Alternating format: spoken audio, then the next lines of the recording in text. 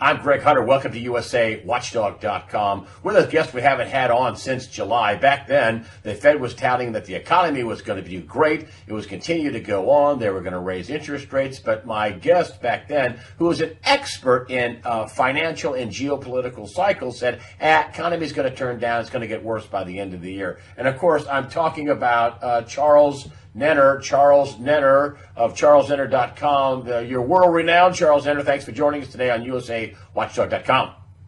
Thanks. You always know when you say these things, I'm interested myself what I'm going to say. So let's see. Well, let's talk about the big cycles. I mean, not long ago, China was talking, just in the last few weeks, talking about they have to get ready for war. And that's one of the things you said was the real hot spots in the world, not the Middle East. You said China. So over in Asia, over in that part of the world is the hotspot. Tell me about your big cycles for let's just talk about geopolitical cycles right now. What's going on with your big cycles that you see going on? Well, let's repeat it for people who didn't always follow us, that we say that every new century, in the second decade of the new century, slowly big wars develop. So we said that should be now. It was the First World War. It was in 1814-15 was Napoleon. Before that, it was the Habsburgs. And I told people, if you Google big war around the year 200, 300, 400, 500, it's always in the middle of the second decade. I have no clue why, as I don't have a clue why cycles on stock markets and interest rates work that great. So slowly, something is cooking. And we're still in a dangerous period. It's still, according to cycles, anything can happen. Now, those years ago, we discussed where would it come from the Middle East. I says, I don't know. I don't think so. I think there's going to be more a problem with China, and I still think there's going to be a problem with China. And do you think that problem is getting worse with them in the news reports saying that they're actually saying they have to get ready for war? Well, that's not my expertise. My expertise is in cycles. And when things happen and why they happen, anything can happen. Look what happened with Saudi Arabia, which by the way is very strange because they threatened that they will get the oil price through the roof, but cycles were down. So what happened? Oil price went down. So you never know how the news is going to influence something. So that's not my expertise. I don't think it's anybody's expertise. My work is to tell what's going to happen and when it's going to happen and why we will see in the future. When do you think there's war with the Asian continent, with China or in Asia? When do you think that happens? I don't know. I just know that from the middle of the second decade, we talk about 2015, 16, for the next couple of years, it's a very dangerous period. Like in stock markets, as you remember, we said we're going out, it goes to the end of 2017, our long-term cycle stopped, and since then, anything can happen. What exactly happens? I don't know. You can later say Trump said this, Trump said that. We don't know what happens. It's just time to go out. And then we play the bounce. And then in July, when I came in, I says, two things are going to happen. First of all, this market is going to tank. And second of all, the economy is weaker than everybody thinks. And if you remember, I questioned, doesn't the Fed have the same cycle programs that we have? Obviously not, because they go from month to month. And we can go from year to year, so we can say where the unemployment is going, where the inflation is going. And maybe you remember that I had a problem with all the so-called experts that say, well, the economy looks good because unemployment is low. And then I showed that going down back 50 years, whenever the employment is 3.7, 3.8, is always the end of the bull market. And they still continue to say the same thing. So I don't even get it that they can say whatever historically is totally incorrect.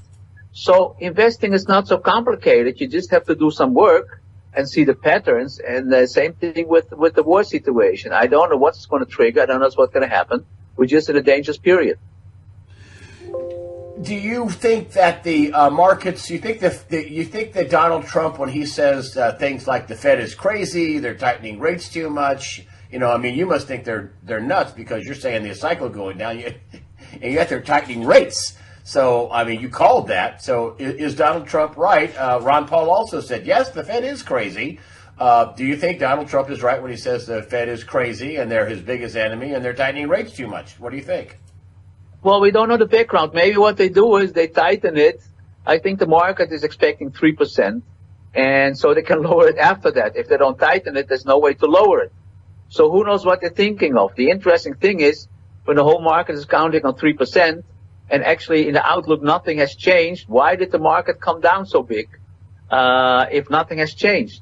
So that's the interesting thing with cycles. When cycles are down, suddenly the same news is considered to be very bad, and the news was already there when cycles were up and nobody was interested.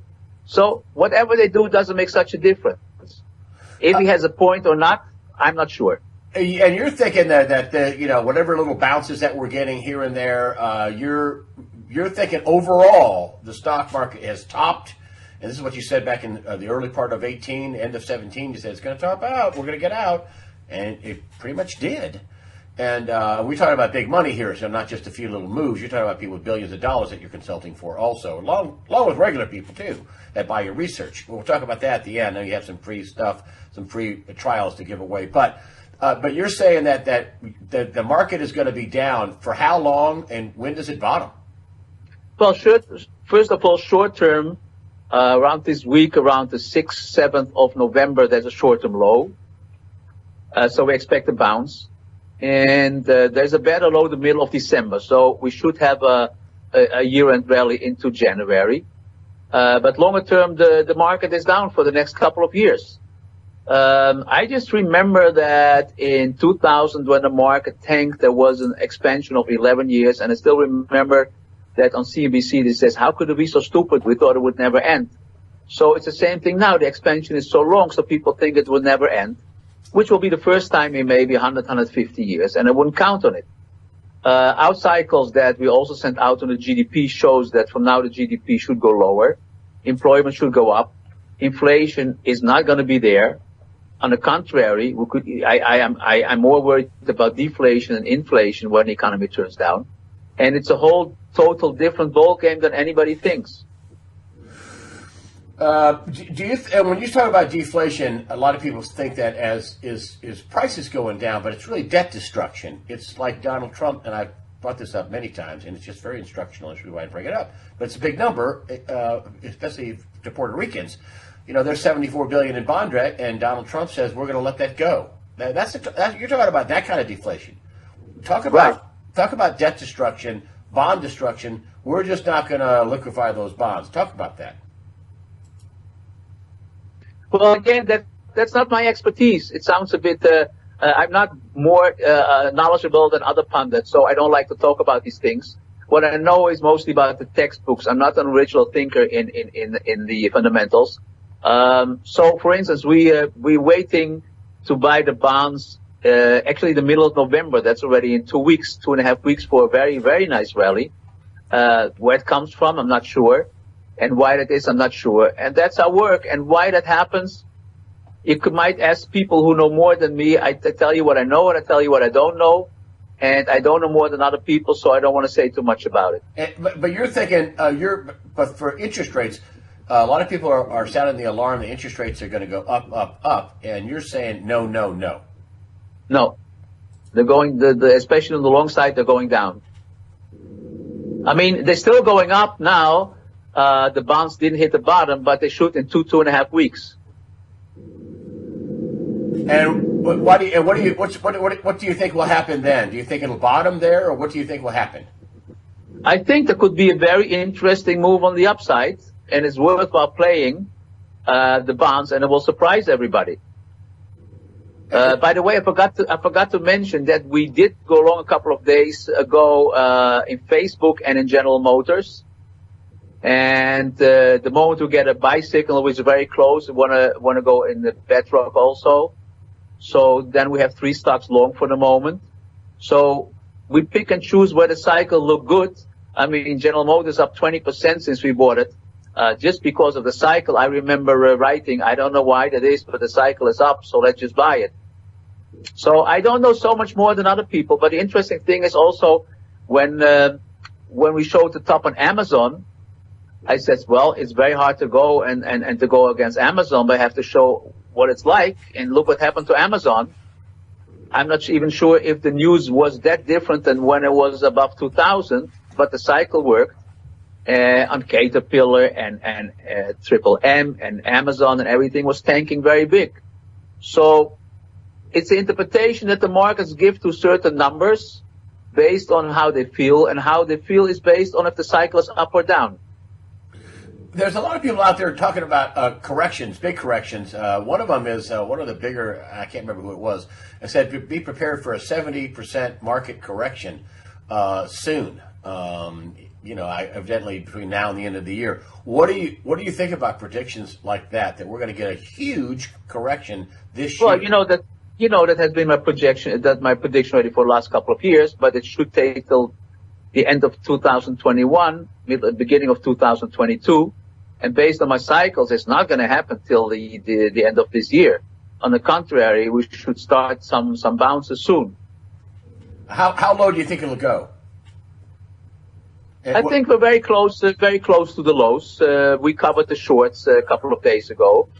And like I said, we're already long Facebook and General Motors, which I would not do if I really would think that the market is tanking. And I think that we're going to have a bounce starting this week.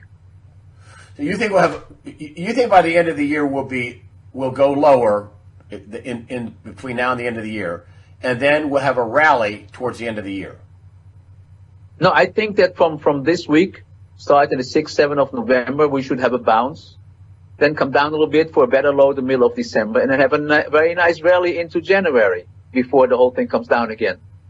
How ultimately, when you talk about your cycles going, out into the future into 2020 and 2021, how low will the market go? I mean, you've said this, I think, in the past. You're expecting a Dow 5,000, and I don't want to put words in your mouth, but how low do you think it will go?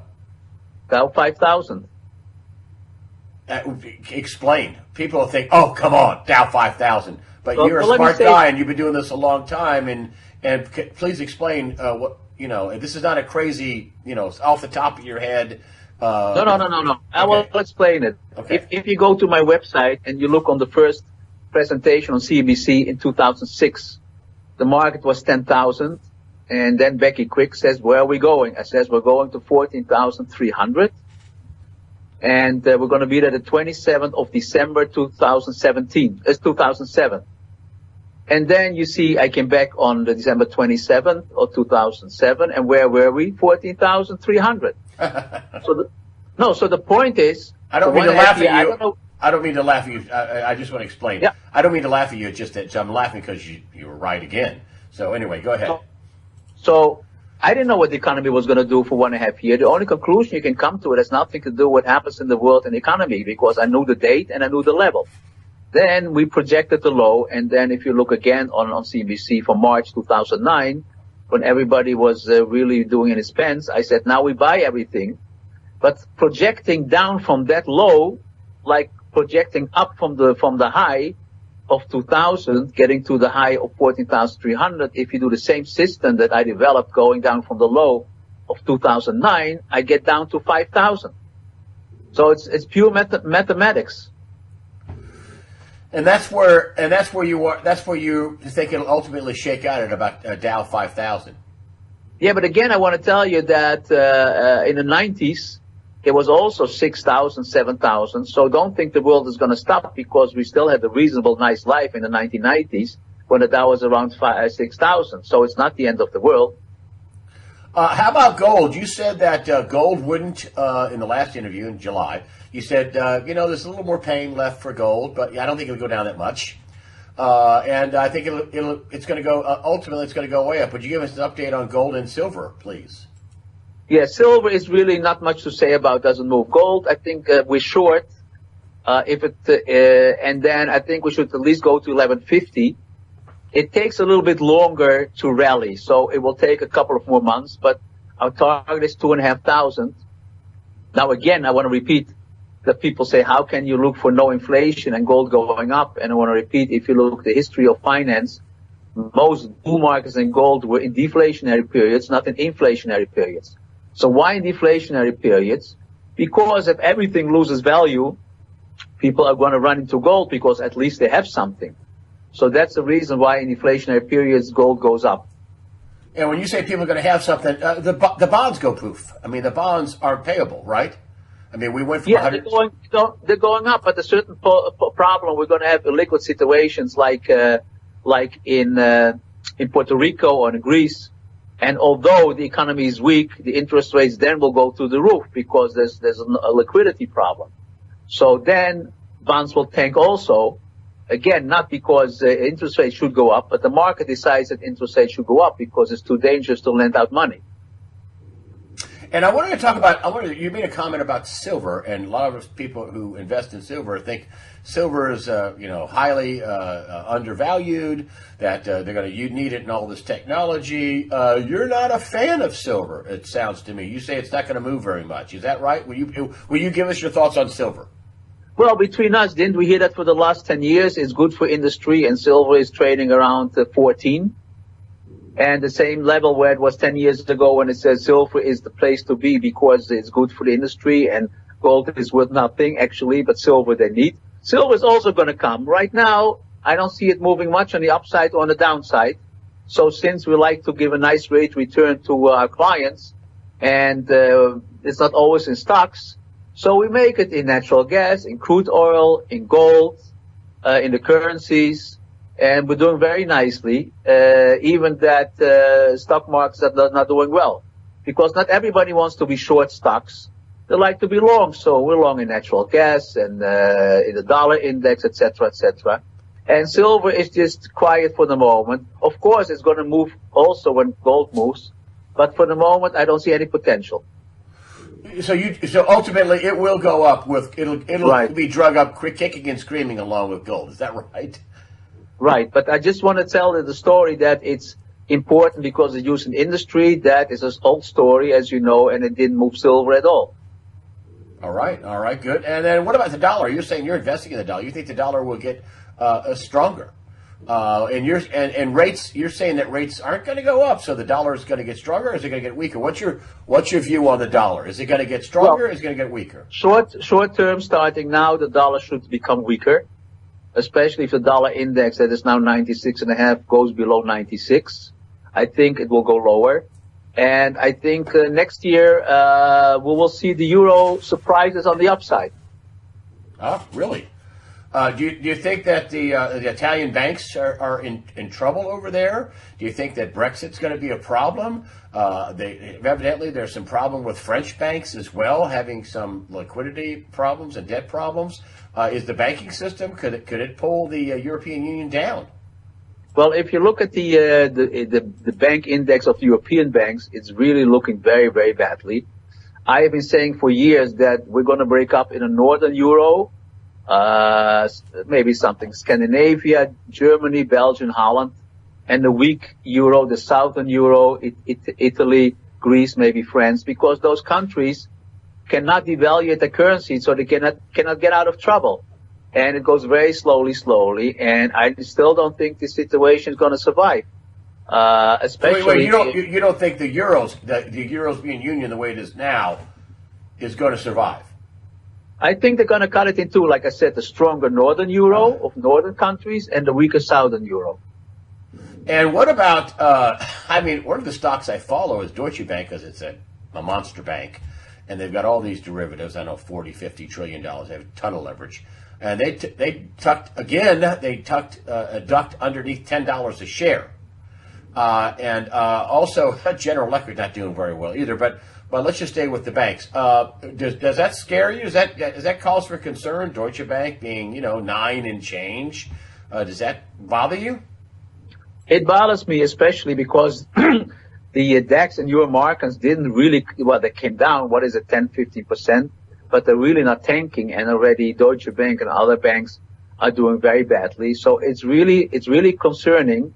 Nothing has changed. I'm sitting in Amsterdam, and I'm very involved in these things, and I advise the politicians over here, which have no clue how to deal with this, because almost nobody studied finance. And, there's just no knowledge over here how to deal with these things. But the banks have still the same policy, and they didn't change it.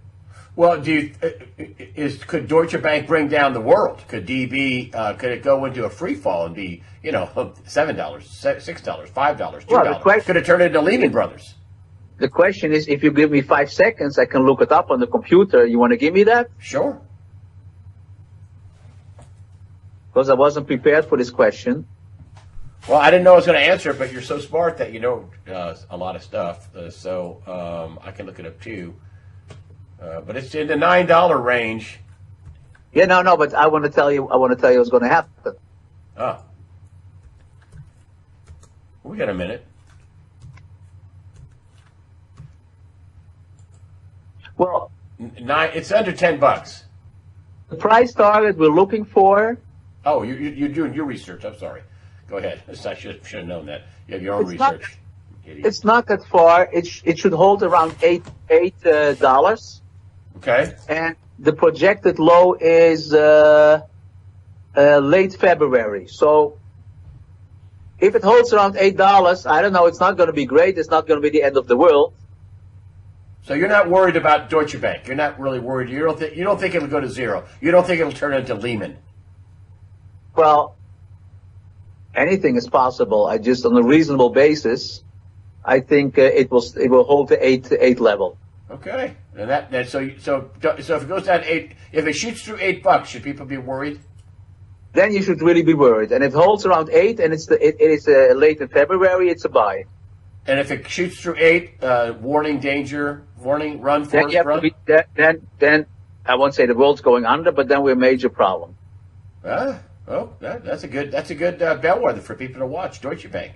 Merkel stepping down out of politics. Of course, she's wrecked Germany. Thanks. Your fine job, Angela. She's stepping down. A lot of people say that has big implications for the Eurozone as well. What say you?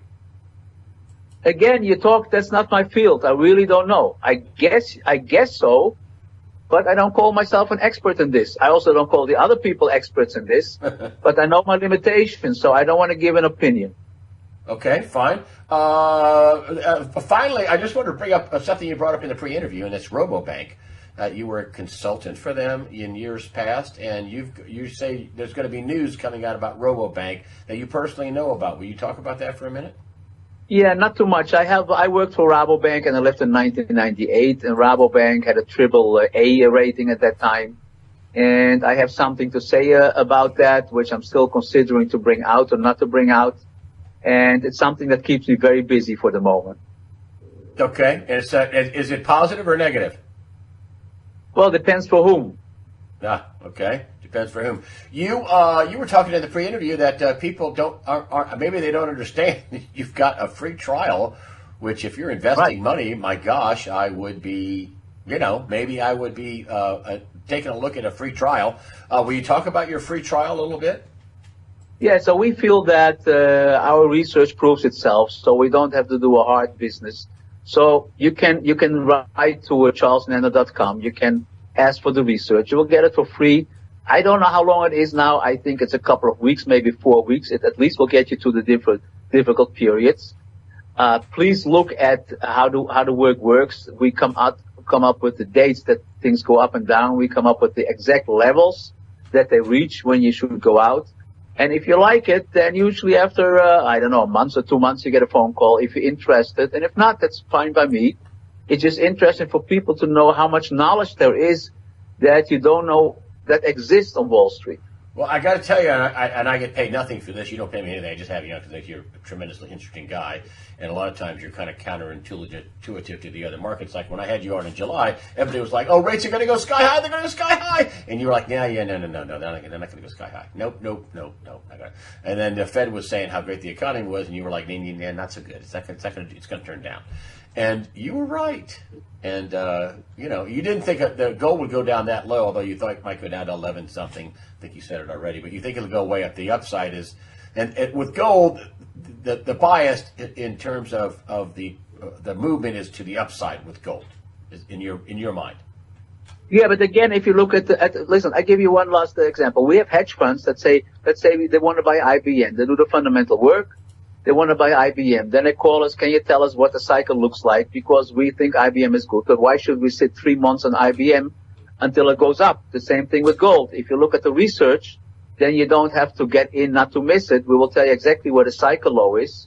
and then you have a low risk trade because you don't have to wait for weeks, because that's a cycle date and that's when we're going to buy.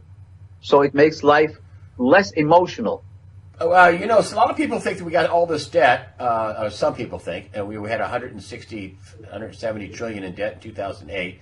And so we packed it on, according to people like Nomi Prinz and others, say we have nearly 250 trillion in global debt. And a lot of people say that debt can't be paid. We're going to have a ginormous reset. What say you? Are we going to get a ginormous reset? I mean, we can't just keep packing on debt we can't pay in the world to infinity. Let's talk about history.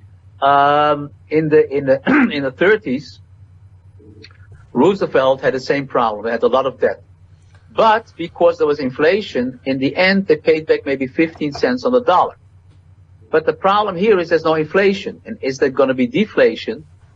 And even because of liquidity problems, if rates go up, then we really have a major problem, because the money that you owe doesn't go down if there's no inflation. So you have to pay everything back.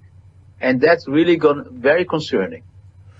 And how do you think this could shake out? I mean, there's not going to be any magic inflationary cloud unless they just keep printing money like crazy, I guess. I don't know. Well, how do you think this shakes out? No, my cycles show that inflation can go back to what we had in the 80s. Just not now, but it's coming. And interest rates are going to go to 80, 90, 20% again. Just not now. So it's going to happen just based on the cycle. It's too early. And what usually happens is people call wolf, wolf, wolf, and then finally the wolf comes, and then they miss it so many times. They call. All right. Well, we're starting to lose your connection, but I think I'm going to break it off right there. Charles Nenner, CharlesNenner.com, the Charles Nenner Research Center. Charles Nenner, thank you for joining us today. Very interesting talk. Very interesting. Thank you for joining us today on USAWatchdog.com. You're welcome. We'll talk again.